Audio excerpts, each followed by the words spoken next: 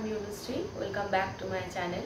তো আজকে আমি তোমাদের সাথে শেয়ার করব একটা হোমমেড স্ক্রাব, যেটা হলো কফি হানি স্ক্রাব। এটা স্কিনকে সফট রাখতে আর একটা ইনস্ট্যান্ট গ্লো দেয়। তো চলো দেখে নিই যে আমি এই স্ক্রাবারটা কিভাবে বানিয়েছি।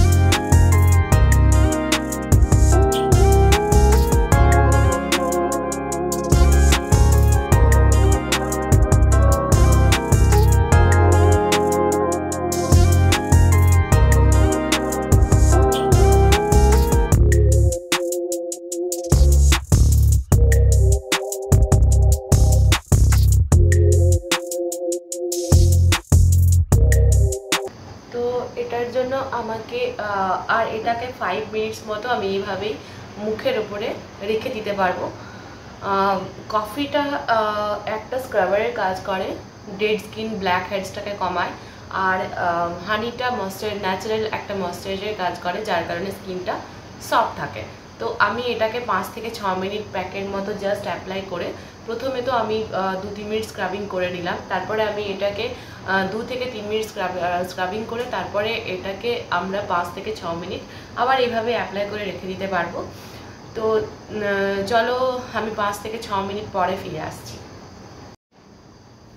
তো এই হচ্ছে আফটার ওয়াশ আমার স্কিন।